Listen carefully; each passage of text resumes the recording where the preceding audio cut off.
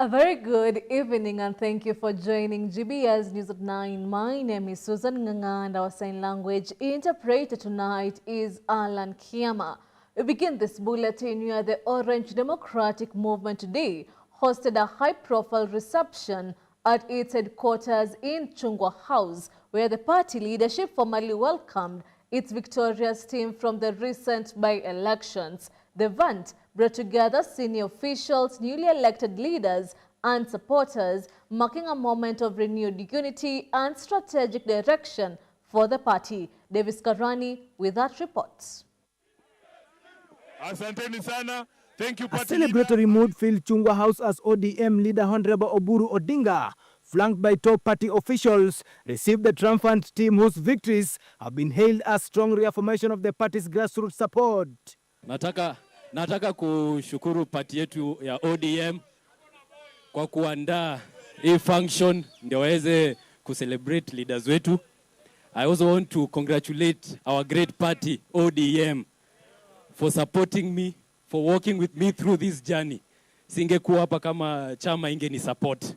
Cheers, chants and party colors set the tone as the leaders walked into a warm and symbolic welcome by the ODM fraternity. Thank you very much, Honorable Kawino. ODM. ODM.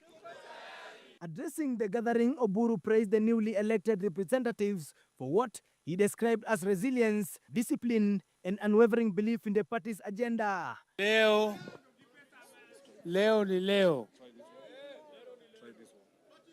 Leo ni leo. Leo ni leo. Abole mkamba ni mwongo.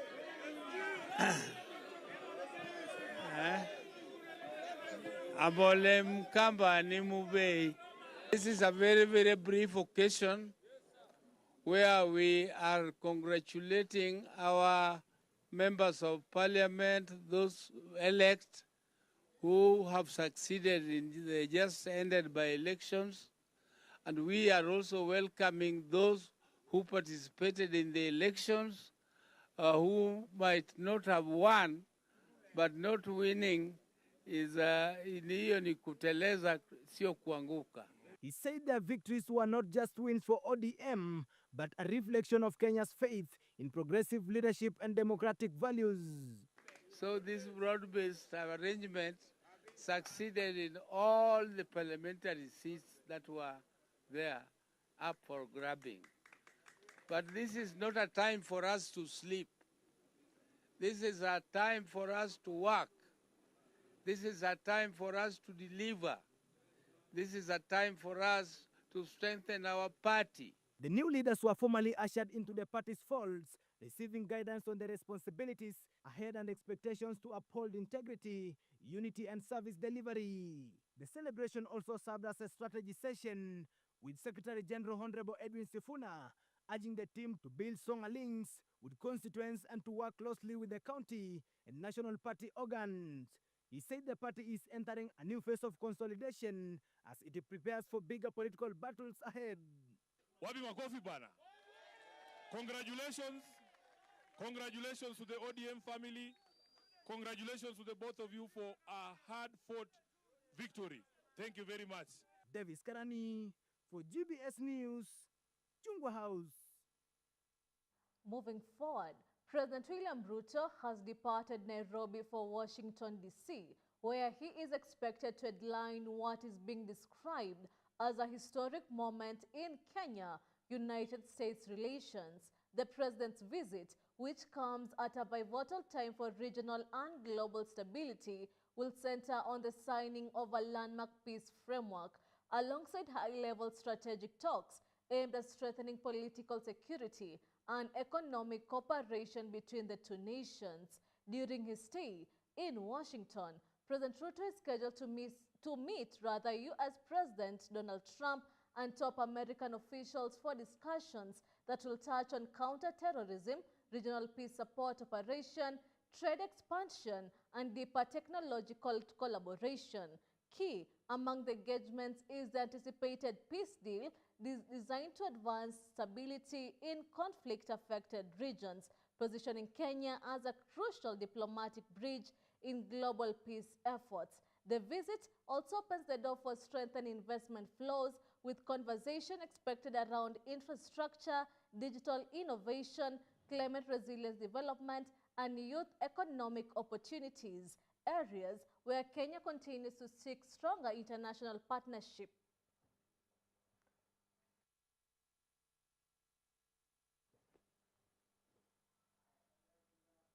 Aina bite.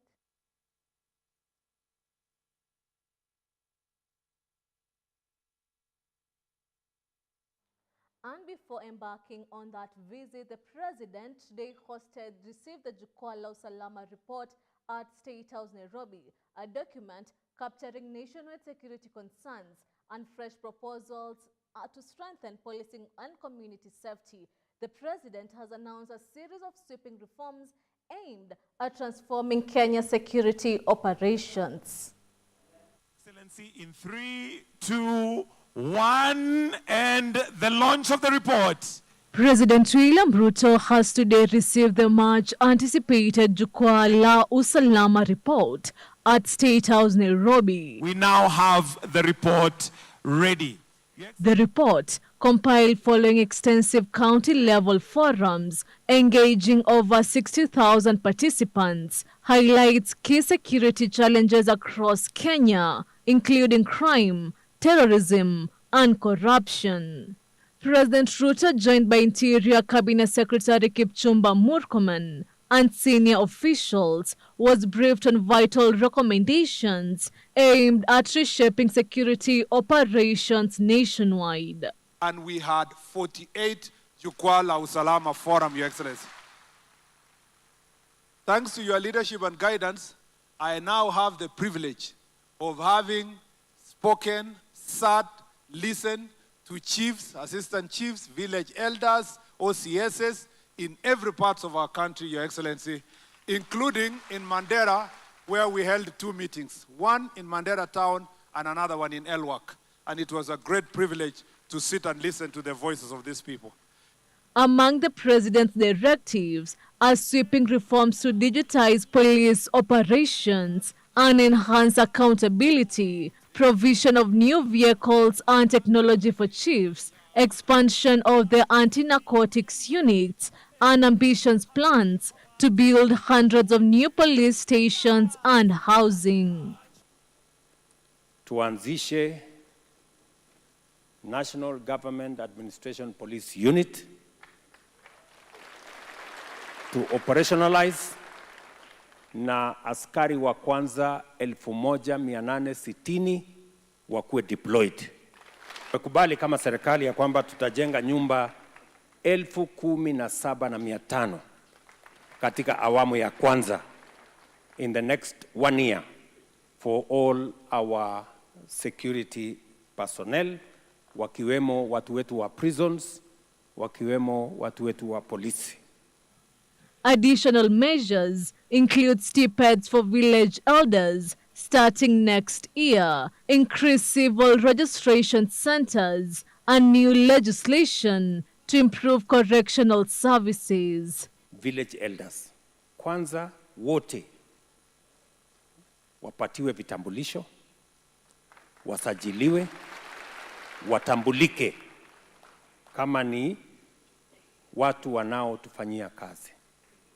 Alafu tuwapatie stipend, pesa kidogo ya, kwa sababu ni watu wa kijiji hapo wanahangaika hapo kijiji, airtime sijui nini, kuripoti hii kuripoti ile. Nimeambia waziri kuanzia tarehe 1 mwezi wa 6, kwa sababu sasa ndio tutapanga budget. Tutapanga budget ya kuwalipa shilingi 3,000 kila mwezi hawa village. The president emphasized that these reforms are vital to improve community trust and create a safer environment for all Kenyans. And with that, it is time for us to take a short break. Keep your feedback streaming into social media platforms at GBS TV Africa. The SMS line is always 21144. We'll be right back. On the show. about navigating the long-distance relationship? First of all, the world is now a global village thanks to technology and the internet. Mm-hmm. When you talk about relationships, when you talk about love, when you talk about feelings, when you talk about emotions, all these things originate from the heart. I never saw in the Bible where someone was married and then the wife was living far away from them and then there was something that they were building. When it comes to relationships and probably communication, that distance is not a barrier. Yeah. But it is in communication, in effective communication. There is something that long-distance relationships lack, which is very essential for effective relationship building. When you're cooking and the tap gets spoiled, do you try to repair it from that point, or you run to the main source and then you close it?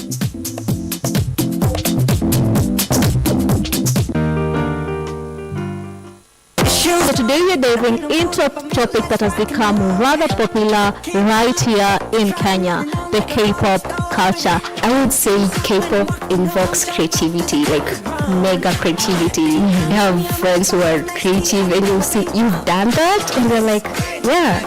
An ex told me that K-pop girls, K-pop stan girls, who's like, the men stan look like women, and you aim to get a man that looks like that. So if you fail to find a man like that, because obviously you're in Kenya, you're not going to find a pretty man. For me, it's like I have two personalities at this point.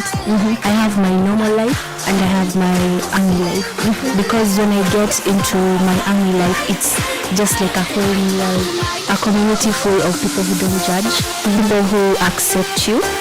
Learning Korean from a Kenyan and sometimes mess you up. They pronounce words differently, and when you speak to a native, it's like, hold up, what did you say? I've never met like a K-pop fan. I don't know why. What am I? No, not when people want to like express themselves like, I'm a K-pop fan. Unless you see them like wearing like a branded t-shirt or a branded hoodie, you realize that they're K-pop fan. The main campaign of BTS is loving yourself, right? And K-pop has a lot of drawbacks. Just like anything else, too much of something is poisonous, yeah? And one of the drawbacks is it comes with beauty, because they have these absurd beauty standards. Well, BTS passed this message that you're supposed to love yourself, embrace yourself. You're just perfect the way you are. You don't have to eat less to be beautiful. You're beautiful from the inside, right? Getting to BTS, it's hard to come out. Okay.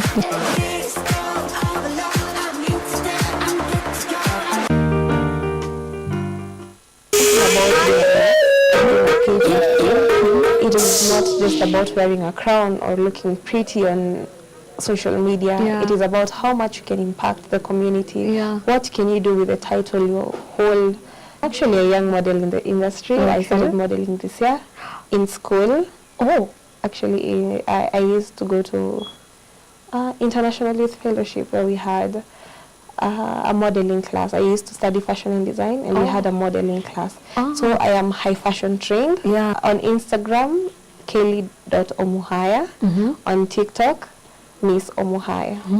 Now, tell us about that moment when you had your name that you won Miss Kasarani 2025-2026. What I would like to advise you is keep going. Keep going. Put God first. Be resilient. Be a go-getter. Find joy within yourself. Walk with pride. Chin up. Smile. You are a queen. He who is in you is greater than he who is in the world. That makes me always rise, knowing that I have something that is greater than what people can see.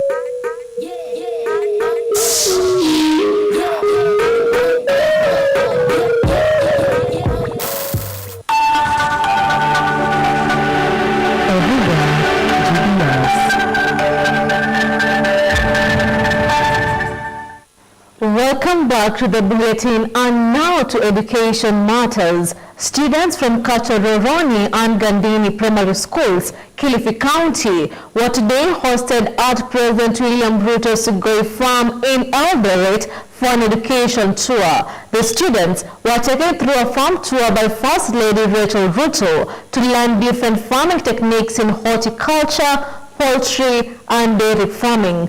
Mrs. Ruto narrated the president's journey from a humble background into large-scale farming, especially in poultry rearing.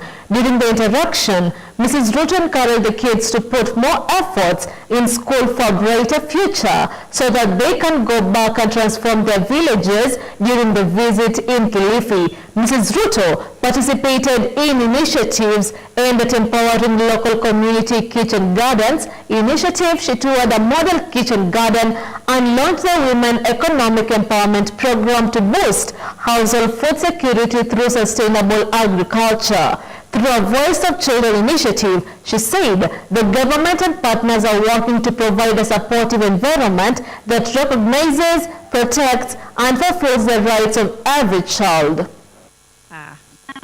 Go on fact-finding missions, exchange programs, kutembea, kuona mengi, kuona vile Wakenya wengi wanaishi. Ndio usikae tu uko village ukifikiria kwamba kila mtu anaongea lugha yako. Tembea usikie watu wengine pia wanaongea lugha ingine, kwa sababu hii ndio Kenya ambayo tunataka. Kenya ambayo tunapendana. Kenya ambaye kuna amani. Kenya ambaye tunasema kwamba sisi sote ni ndugu na kina dada. It doesn't matter my language. There is also another Kenyan somewhere who speaks a different language that is my brother and my sister. And that is the kind of Kenya that our president is talking about. A Kenya that we love one another. A Kenya that we look at the person next to you even as more important than you. A Kenya that we will not want to hurt the person next to us, my sister and my brother. And that is why when we traverse this nation, going to different communities, looking at different cultures and adapting into those cultures, and then we become one nation. Sijui ni chakula gani mnakula kule nyumbani kule Kilifi, lakini jaribu pia, maana uko hapa Eldoret, taste the food of the people of Eldoret. When you get to Nakuru, taste the food of the people of Nakuru. When you get to Nairobi, taste the food of the people of Nairobi. That is the Kenya that we want. A Kenya, a people that love.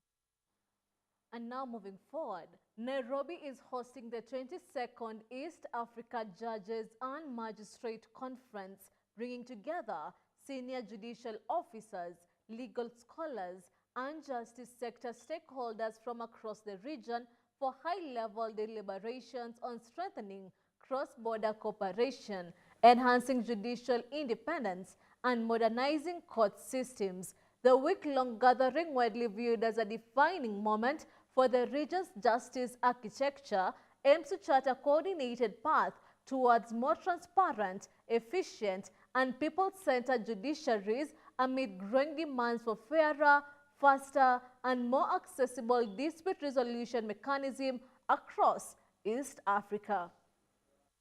So for many of our people, the former court system remains slow, it remains costly, it remains distant, and many times intimidating. Experiences have been shared and testimonies have been shared that even just judges themselves tremble to imagine they can appear before a court. Let me say I'm one of those who also fear to appear before a court. Across East Africa, too many of our people still experience formal courts as distant, slow, costly, or intimidating spaces. Even the Chief Justice has admitted here that we are all intimidated. Even those of us who are lawyers and judges, the courtroom disorients us. How much so for the citizen who is pursuing some issue and they are from a corner there and this is their first experience before a judge or a magistrate. For millions, especially women, youth, small entrepreneurs, and rural communities, the justice system appears more like a fortress than a support structure. And with that, you have come to the end of the news bulletin. It's always a pleasure having you on board. My name is Susan Nganga, and our sign language interpreter tonight has been Alan Kiama. Have a good night.